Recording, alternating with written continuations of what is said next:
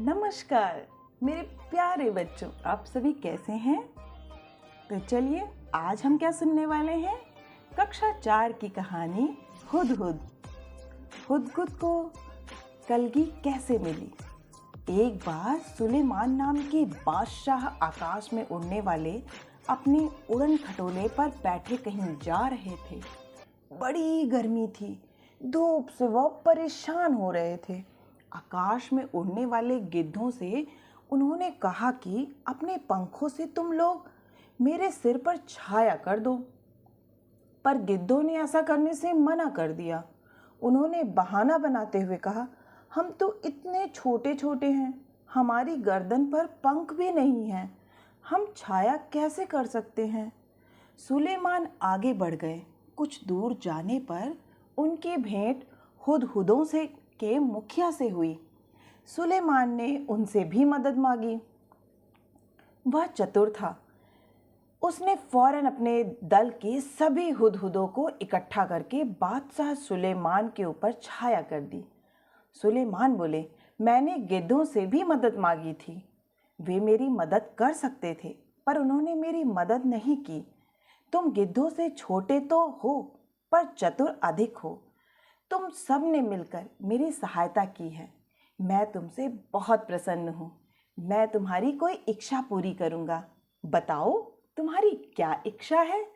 मुखिया ने कहा, महाराज, मैं अपने सभी साथियों से सलाह करने के बाद अपनी इच्छा बताऊंगा।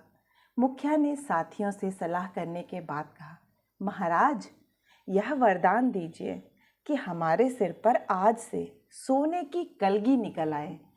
बादशाह हंसे और बोले, मुखिया, इसका फल क्या होगा, यह तुमने सोच लिया है?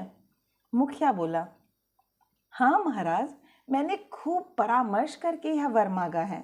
सुलेमान ने प्रार्थना स्वीकार कर ली। सभी हुदहुदों के सिर पर सोने की कलगी निकल आई। लोगों ने सोने की कलगी को देखा तो वे हुदहुदों के पीछे पड़ गए। तीर से उन्हें मार मार कर सोना इकट्ठा करने लगे। हुदहुदों का वंश समाप्त होने पर आ गया।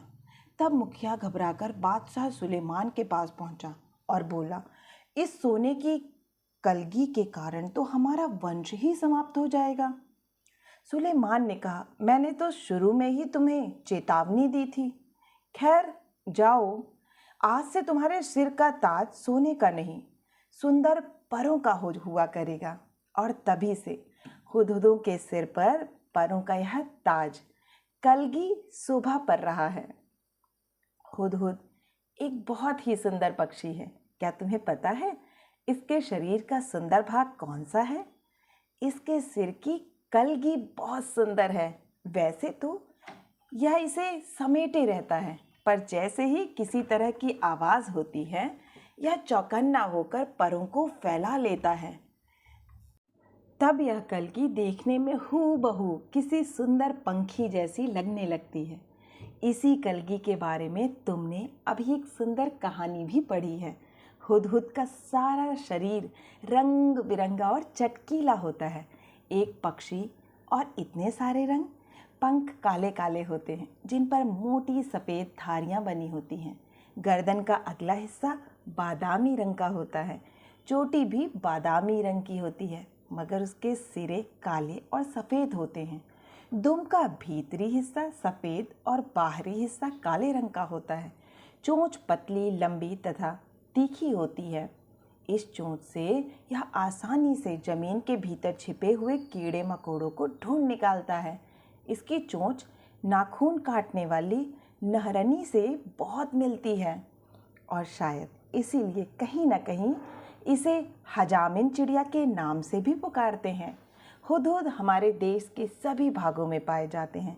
तुमने इसे अपने घर के आसपास अपनी तीखी चोंच से जमीन खोदते हुए अवश्य देखा होगा। बोलते समय यह 3 बार हुप हुप हुप सा कुछ कहता है, इसलिए इसे अंग्रेजी में हुपू कहा जाता है। हिंदी में इसे हुदहुद कहते हैं। दूब में कीड़ा ढूंढने के कारण हमारे देश में कहीं कहीं इसे पदुब्या भी कहते हैं, और सुंदर कलगी की वजह से कुछ देशों में लोग इसे शाह सुलेमान कहकर पुकारते हैं। मादा हुदहुद 3 से 10 तक अंडे देती है। जब तक बच्चे अंडे से बाहर नहीं निकल जाते, वह अंडों पर बैठी रहती है, हटती नहीं। नर वहीं भोजन लाकर उसे खिला जाता है, पर दोनों में से कोई भी घोंसले की सफाई नहीं करता। संसार के विख्यात पक्षियों में से एक है यह हुदहुद। यह अपनी सुंदरता के लिए तो मशहूर है, पर इसे पालतू नहीं बनाया जा सकता और ना ही इसकी बोली में मिठास है। आशा है कि यह कहानी आपको जानकारी देने के साथ साथ बहुत ही पसंद आई होगी, और अगर पसंद आई है तो प्लीज़ मुझे प्रोत्साहित करने के लिए एक लाइक करिए। अपने दोस्तों के साथ शेयर करना मत भूलिएगा। और हाँ, इसी तरह की मनोरंजक कहानियाँ सुनना चाहते हैं तो इस चैनल से जुड़ना ना भूलें और चैनल को सब्सक्राइब करें। फिर मिलती हूँ एक नई कहानी या कविता के साथ। तब तक के लिए आप सभी रखिए अपना ख्याल। Bye bye.